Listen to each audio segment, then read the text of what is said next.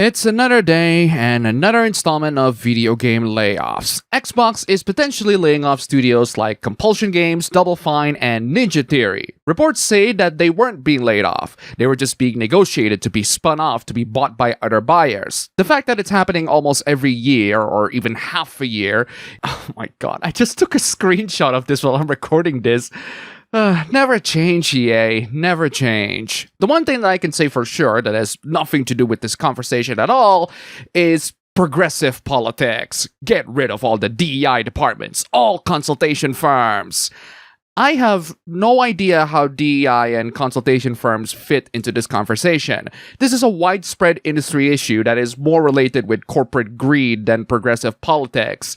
I also don't like progressive politics either, but I think blaming DEI and consultation firms is just nothing but confirmation bias. A lot of people I see online are going, "See? DEI is ruining gaming! Look at these laid-off developers!" No. Corporations are ruining gaming. Greed is ruining gaming. If you point your finger on the progressives for ruining gaming, that's your political bias speaking. That's you being a political activist. And I'm not interested with hearing that. If anything, I want you to get out of gaming so that you don't poison this discourse with pointless politics. The more we blame politics, the less we blame the actual corporations that are responsible for causing those layoffs. They are not motivated by progressive ideology. They are motivated by money. Plain and simple. Less developers, less money to spend on them, and more money to spend on padding out the executive's bottom line and getting them another yacht. But sure, blame diversity. By the way, they don't have DEI initiatives because they want to be progressive. They do that because it looks good for investors. That's why they have ESG, is to please investors. It all leads back to making money. It's not about actually being progressive. It's about faking progressivism to please investors, to take their money from their pocket and put it in these corporations' pocket. It all leads back to money. It all leads back to greed, not politics. There's a really good reason why gamers in general aren't the best businessmen. Being a businessman requires some genuine market awareness. Hired dudes hopped on Mountain Dew and bacon and watch your games get better and cheaper. Except those dudes were there.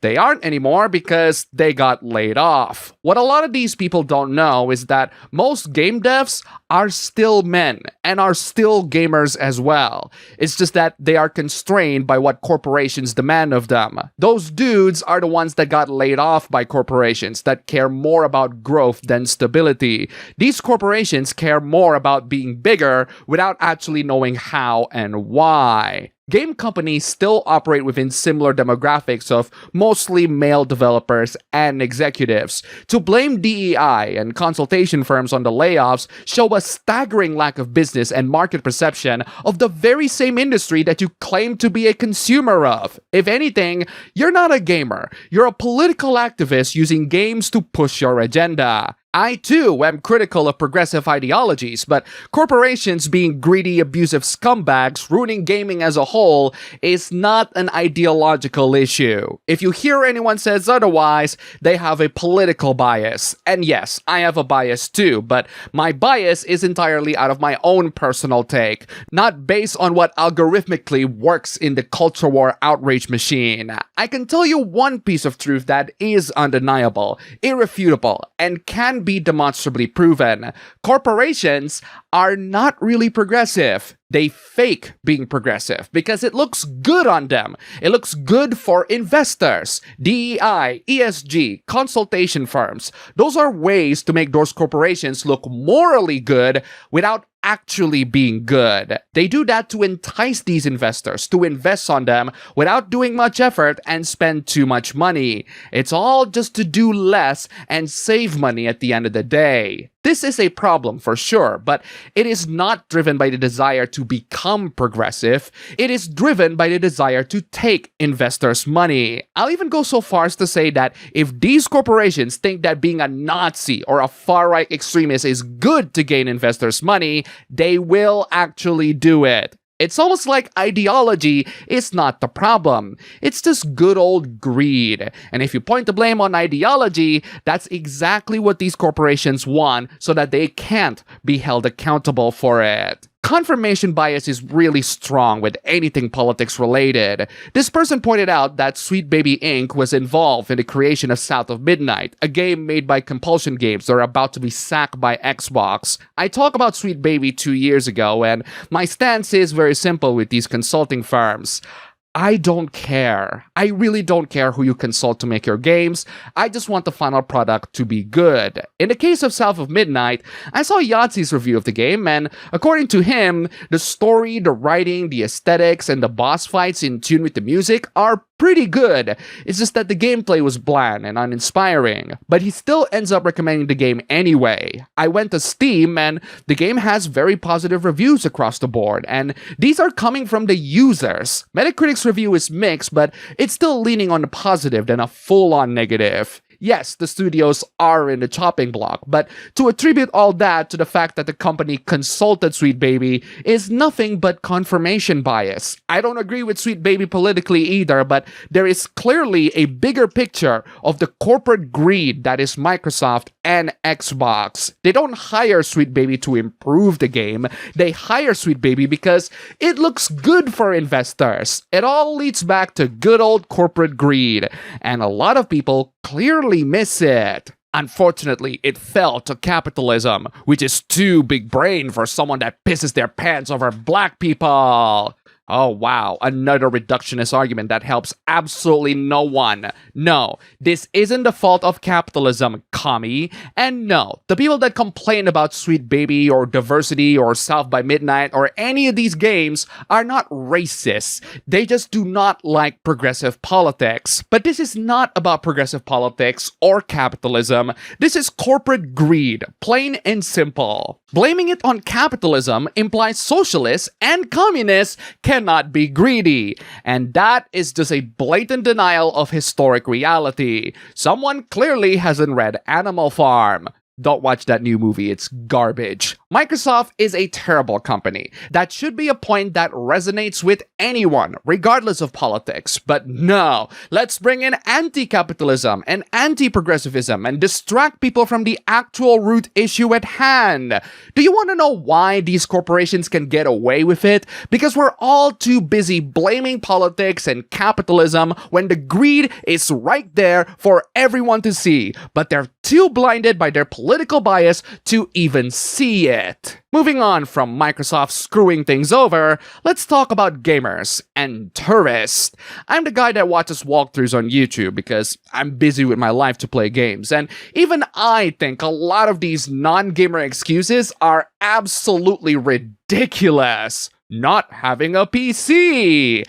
Are you so impoverished in your life that you literally do not have a PC to play Undertale? Undertale, of all games. If you can run Steam, you can run Undertale. Not having Wi-Fi to purchase or pirate game. Not having Wi-Fi? There are free public Wi-Fis that you can get at your nearby cafes or restaurants. Literally just go outside. What kind of excuse is this? How are you even making these tweets if you don't have any internet? Not having infinite access to a computer to pirate game. Infinite access? You mean not having enough time to access, which is more reasonable because that's also my problem. When I'm in front of the computer, I work. I don't have time to game, unless there's something interesting that makes me want to take a time off, but there isn't any. So far. And that's a way bigger issue if you ask me. Not having parental permission to purchase game. I'm sorry, are you 10? Not having spare dirt to buy game. Either you really are that poor or you have the money but you just don't want to spend it. Not enjoying the style of games but liking the story. This isn't universal to all games, but sure, I'll take this valid one over the dumb ones you just said. I see discussions of tourists and LARPers on my timeline, but it has gotten so toxic that it's starting to hit totally innocent people. You can tell me horror is full of LARPers now because they are whining about this collaboration because the evil killer is evil. This is in context of Dead by Daylight collaborating with Terrifier and having the killer clown be the next killer. Okay? And I blame the biggest cuck and tourist cult leader in horror. That's James A. Janice from Dead Meat. He is not a tourist. He is the embodiment of passion towards horror media in general. His channel is all about celebrating horror media. To call him a tourist or a leader of tourists is straight up wrong and completely misinformed. He is a genuine fan of horror through and through, and it shines on all his videos. The guy cited this 4chan page from 2023 about how James loves it when a guy gets brutally murdered, but when the camera zooms in on a girl's ass, he doesn't like it. Yeah, if you're gonna be a hater, at least be the one that says facts, because none of this is remotely true in any way, shape, or form. Watch his Friday the 13th series and come back to me with a straight face that he hates women being sexualized. He doesn't. He loves them, actually. This is literally from his video on the first Purge. I still can't believe they made Aunt May so hot. The times when he does complain to the directors that the camera is zooming on a girl's ass or that they are sexualized to a certain extent, they are under 18 years old. Gee, I wonder why he's complaining to horror directors not to zoom in on the asses of girls that are under the age of 18. Need some mouthwash after swallowing him that hard? Ooh, burn. Stay in your locked thread and keep spreading lies, you absolute chicken.